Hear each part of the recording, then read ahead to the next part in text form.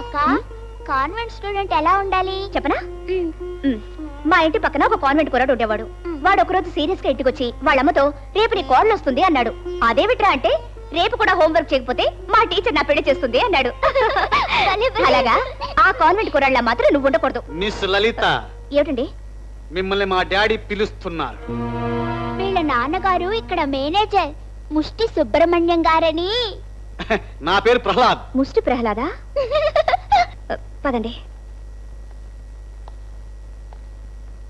చూడు, జేపీ గారు ఇచ్చిన అడ్వాన్స్ 5,000 తిరిగిచ్చేసి వెంటనే నువ్వు ఈ ఉద్యోగానికి రాజీనామా చేసి వెళ్ళిపోవాలి. అందుకు ప్రతిఫలంగా 10,000 తీసుకో. బతికిపో. మీరు ఈ ఇంటికి యజమానా? కాదు, అయితే గీతే జమానే. చూడండి, ఇద్దరం జీతప్రాళ్ల కోసం పనిచేసే కూలీలవే. కాకపోతే మీరు నాకంటే కాస్త పెద్ద కూలీ. అంత మాత్రం చేత నన్ను ఉద్యోగానికి రాజీనామా చేయమని చెప్పే హక్కు అధికారం మీకు లేవనుకుంటాను. ఇంకెప్పుడు నన్ను శాసించకండి. వస్తాను. ఇదేమి డాడీ, బంగారు పథకం అనుకుంటే గిల్టు పథకం అయింది. ముందే ఊహించిన రివర్స్ కేసురా ఇది. ప్రహ్లాద, ఎస్. ఈ 10,000లో సగం ఎంత? 5,000. 5 గంటల కల్లా ఈ 5,000కి కాళ్ళు చేతులు వస్తాయి. అవి లలిత ప్రియక పిసుకుతాయి. అమ్మ డాడీ, 5 గంటల పథకమా? డమ్కు డమాల్. 5 అయింది చాలు, ఇక పోదాం పదండి. అవునవును, ఆ పిల్ల వచ్చే టైం అయింది, వెళ్దాం పదండి రా.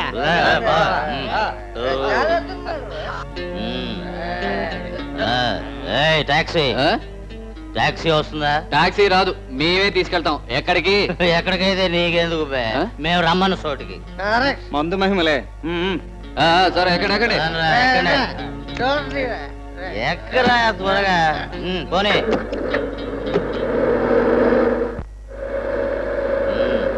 ఇక్కడ ఆపు. రండా.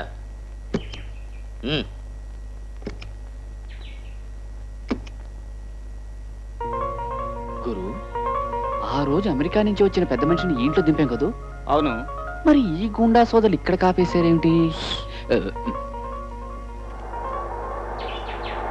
కానీ ఫాలో.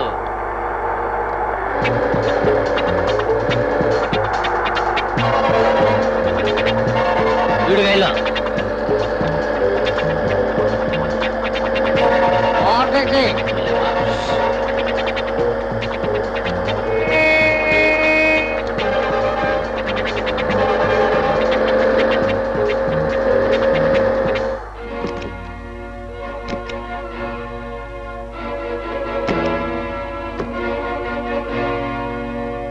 రే బుజ్జి, ఈ బుల్లెమ్మ పెద్ద ఆటం బాంబులా ఉందిరా.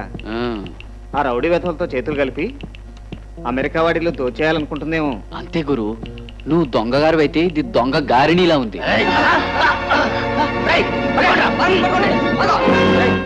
అది ఆటం బాంబు కాదురా, ఆపదలో ఉన్న అపల. పద.